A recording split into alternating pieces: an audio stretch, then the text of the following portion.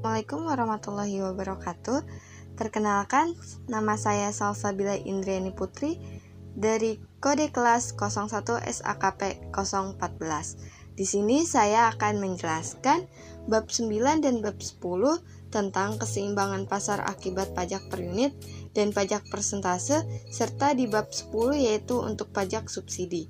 Pertama-tama saya akan menjelaskan tentang bab 9 yaitu keseimbangan pasar akibat pajak per unit dan pajak persentase.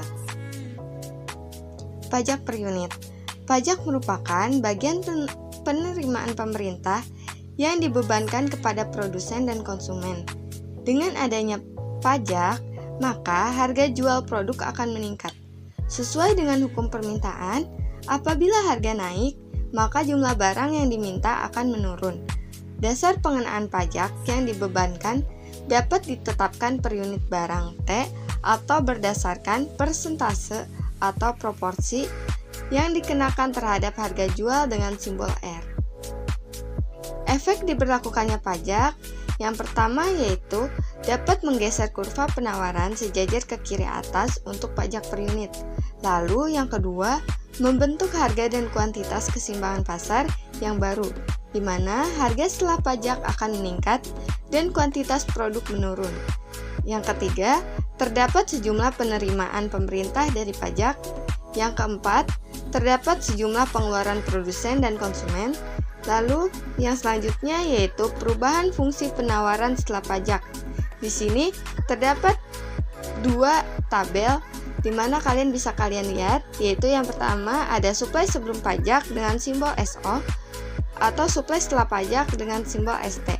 Jika yang diketahui itu P-nya, maka rumusnya yaitu P sama dengan FQ atau dengan contohnya yaitu P sama dengan 8 plus 2Q. Lalu jika yang diketahui itu huruf Q-nya, maka Q sama dengan FP. Contohnya, Q sama dengan 1/2 min 4.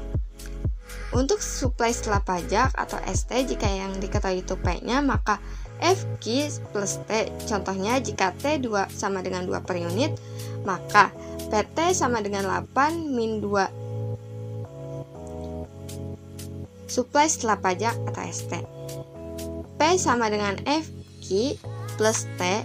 Contohnya, jika T sama dengan 2 per unit, PT-nya yaitu sama dengan 8 plus 2Q plus 2, PT sama dengan 10 plus 2Q. Jika yang diketahui itu Q-nya, maka Q sama dengan FP min T. Contohnya, jika T sama dengan 2 per unit, maka QT sama dengan 1/2 P min 2 per min 4.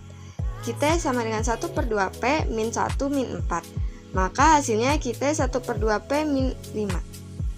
Lalu di sini terdapat gambar grafik keseimbangan pasar setelah pajak.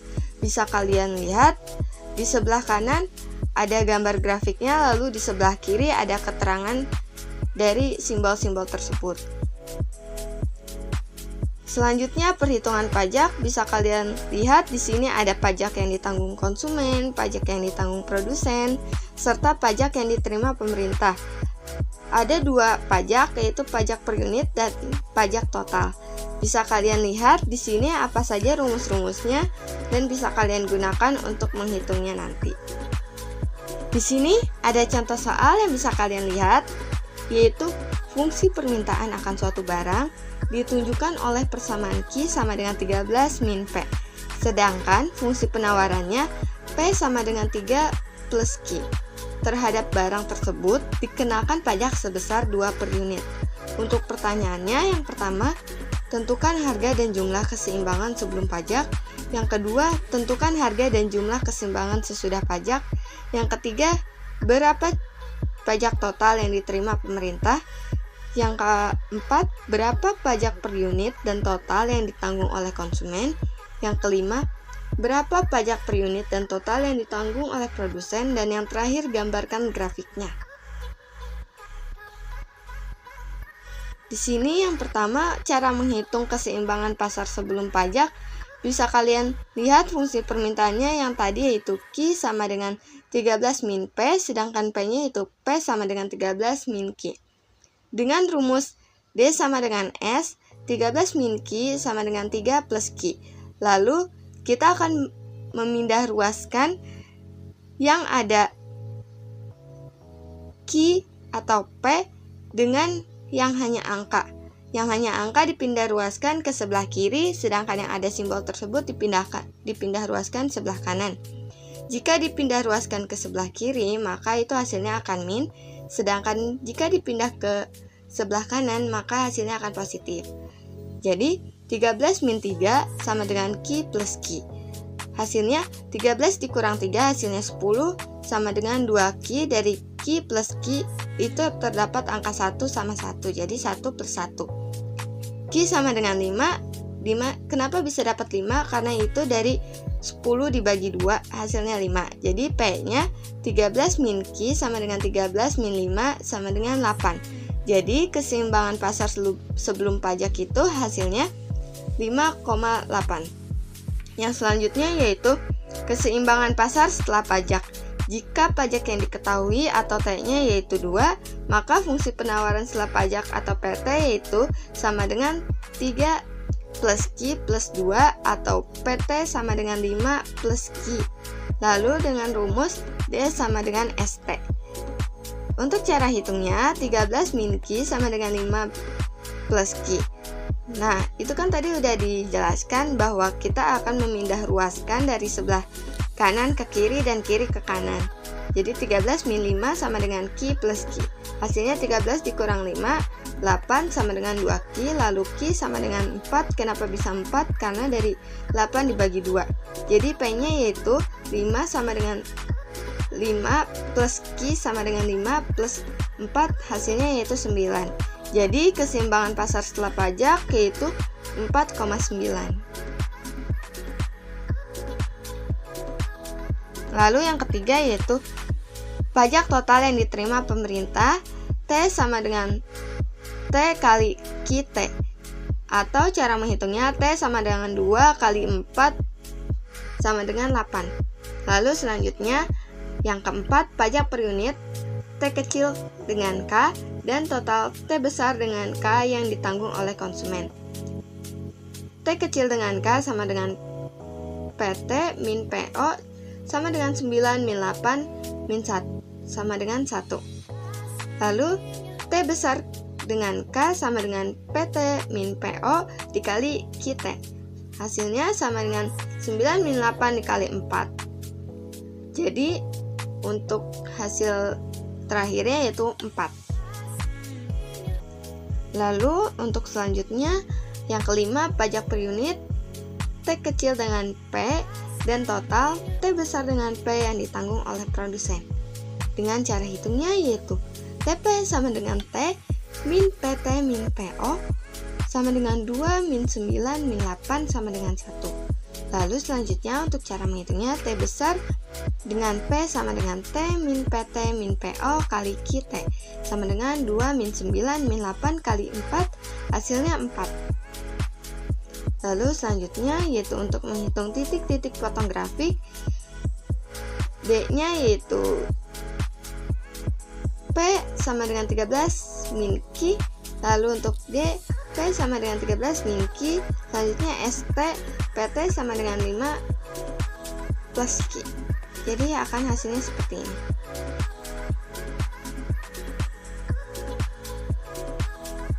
Dan ini untuk gambar grafik fungsi linear keseimbangan pasar sebelum dan setelah pajak per unit.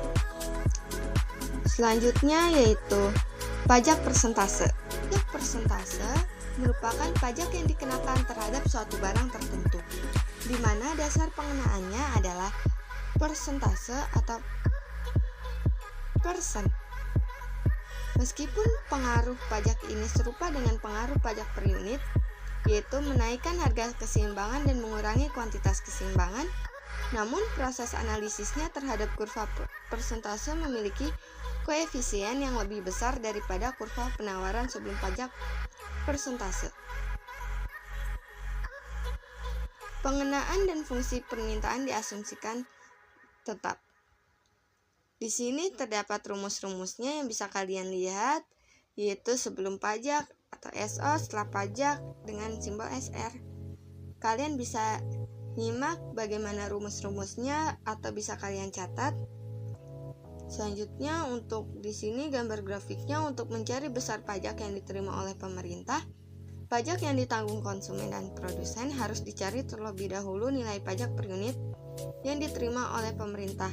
Pajak per unit dapat dengan menggunakan rumus T sama dengan PR min PX atau T sama dengan R kali PX. Keterangan, PR adalah harga jual setelah pajak persentase, PX adalah nilai P yang diperoleh dengan mensubstitusikan QR dengan fungsi S. Di sini kalian bisa lihat gambar grafiknya pajak konsumen dan pajak produsen. Nah, di sini ada contoh soal. Diketahui fungsi permintaan suatu barang Q sama dengan 15 min P dan fungsi penawaran Q sama dengan 2P min 6. Dan terhadap barang tersebut dikenakan pajak sebesar 25%. Pertanyaannya yang pertama, tentukan keseimbangan pasar sebelum dan setelah pajak. Yang kedua, tentukan nilai pajak per unit. Yang ketiga, besarnya pajak per unit dan pajak total yang ditanggung oleh konsumen. Yang keempat, besarnya pajak per unit dan pajak total yang ditanggung oleh produsen. Yang kelima, besarnya total pajak yang diterima pemerintah. Dan yang terakhir, gambarkan grafiknya. Di sini untuk cara menghitungnya, yang pertama keseimbangan pasar sebelum pajak dengan rumus D sama dengan S, maka 15 min P sama dengan 2P min 6, maka dipindah ruaskan jadi 15 plus 6 sama dengan 2P plus P. Lalu hasilnya 21 sama dengan 3, P sama dengan 7, kenapa bisa 7? Dari 21 dibagi 3, maka hasilnya 7. Jadi Q-nya sama dengan 15, min P sama dengan 15 min 7 sama dengan 8. Jadi E-nya itu 8,7.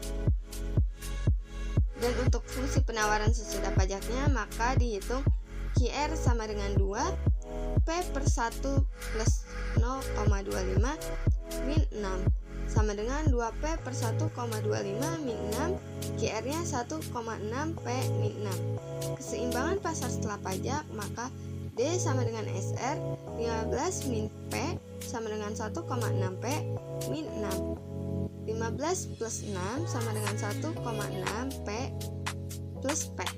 21 sama dengan 2,6 P, PR-nya sama dengan 8,08. QR-nya sama dengan 15 min P sama dengan 15 min 8,08 sama dengan 6,92. Jadi IR-nya yaitu 6,92 dengan 8,08. Lalu yang kedua, cara menghitung pajak per unitnya, maka Q sama dengan 2P min 6 min 2P sama dengan min Q min 6, P sama dengan 0,5 Q plus 3, PX sama dengan 0,5, Q-nya diganti dengan 6,92 plus 3, PX-nya maka 6,46. Pajak per unit, T sama dengan PR min PX sama dengan 8,08 min 6,46. Hasilnya yaitu 1,62. Yang ketiga, pajak yang ditanggung konsumen, cara menghitungnya T kecil dengan K sama dengan, yaitu TK sama dengan PR min PO sama dengan 8,08 min 7 sama dengan 1,08. Untuk selanjutnya, T besar K sama dengan PR min PO kali QR sama dengan 8,08 min 7 6,92 atau dikali 6,92 sama dengan 1,08 X atau 1,08 dikali 6,92 sama dengan hasilnya 7,47. Selanjutnya untuk yang D-nya atau yang keempat, pajak yang ditanggung produsen, T besar dengan T kecil dengan P sama dengan T min PR min PO sama dengan 1,62 min 8,08 min 7 sama dengan 0,54. Untuk T besar dengan P, maka T min PR min PO dikali QR jadi sama dengan 1,62 min 8,08 min 7 dikali 6,92, maka 0,54 dikali 6, 92, hasilnya 3 min 74. Hasilnya 3,74. Lalu yang selanjutnya yaitu yang kelima, pajak total yang diterima pemerintah. T sama dengan T kali QR sama dengan 1,62 kali 6,92 sama dengan 11,21, atau T sama dengan TK plus TP sama dengan 7,47 plus 3,74 sama dengan hasilnya 11,21. Untuk titik koordinat fungsi maka dihitung seperti ini, hasilnya akan seperti ini dan ini, maka nanti akan menjadi grafik seperti ini. Ini untuk pajak persentase. Lalu yang selanjutnya kita akan membahas bab 10, keseimbangan pasar akibat subsidi per unit. Pajak subsidi. Subsidi merupakan bagian dari pengeluaran pemerintah yang diberikan kepada produsen dan konsumen. Dengan adanya subsidi, maka harga jual barang akan menurun. Keseimbangan pasar setelah subsidi akan bergerak ke kiri bawah. Pengaruh subsidi terhadap keseimbangan pasar berbanding terbalik dengan pengaruh pajak terhadap keseimbangan. Efek subsidi yang pertama, menggeser kurva penawaran ke kanan bawah. Yang kedua, membentuk harga dan kuantitas keseimbangan yang baru, di mana harga setelah subsidi menurun dan kuantitas setelah subsidi meningkat. Yang ketiga, terdapat pengeluaran pemerintah. Yang keempat, terdapat penerimaan produsen dan konsumen dari subsidi.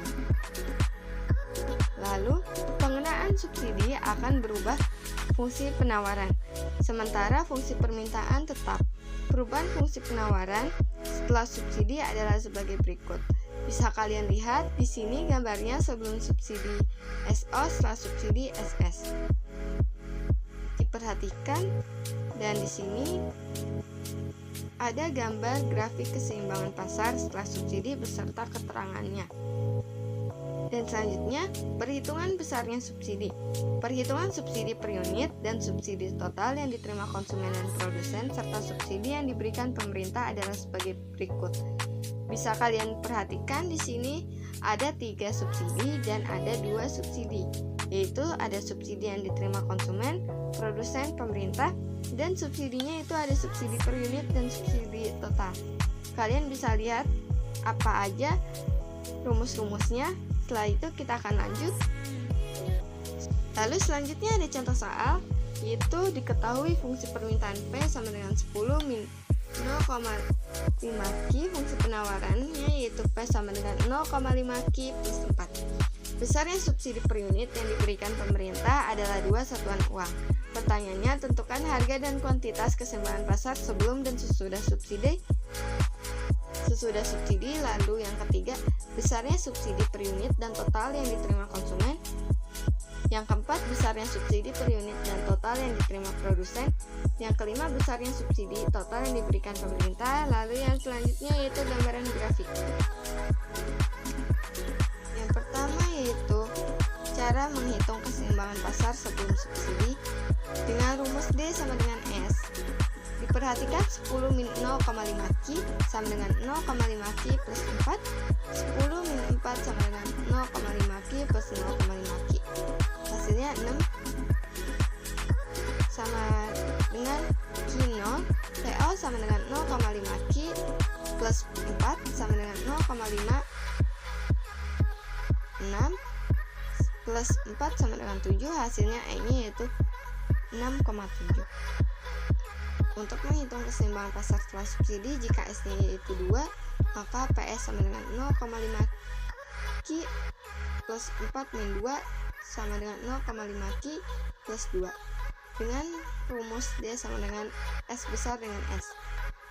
10 min 0,5 Q sama dengan 0,5 Q plus 2. 10 min 2 sama dengan 0,5 Q plus 0,5 Q. 8 min QS, PS sama dengan 0,5 Q plus 2 sama dengan 0,58 plus 2 min 6. Jadi S-nya yaitu 8,6. Lalu selanjutnya subsidi yang diterima konsumen. Subsidi per unit cara menghitungnya SK, S dengan K kecil, S kecil dengan K sama dengan PO min PS min sama dengan 7 min 6 sama dengan 1. Untuk subsidi totalnya SK sama dengan PO min PS dikali QS sama dengan 7 min 6 dikali 8 hasilnya 8. Subsidi yang diterima produsen. Selanjutnya cara menghitungnya subsidi per unit yaitu S kecil dengan P sama dengan S min PO min PS sama dengan 2 min 7 min 6 sama dengan 1. Untuk subsidi total SP sama dengan S min PO min PS, QS nya sama dengan 2 min 7 min 6 dikali 8 hasilnya 8. Selanjutnya yang keempat, subsidi total yang diberikan pemerintah S besar sama dengan S kecil kali QS sama dengan 2 kali 8 sama dengan 16 atau S besar sama dengan S besar dengan K sama ditambah S besar dengan P sama dengan 8 plus 8 hasilnya yaitu 16. Di sini titik koordinat fungsinya, cara menghitungnya, dan hasilnya seperti ini. Dan untuk gambar grafiknya seperti ini. Sekian penjelasan dari saya, kurang lebihnya mohon maaf. Wassalamualaikum warahmatullahi wabarakatuh.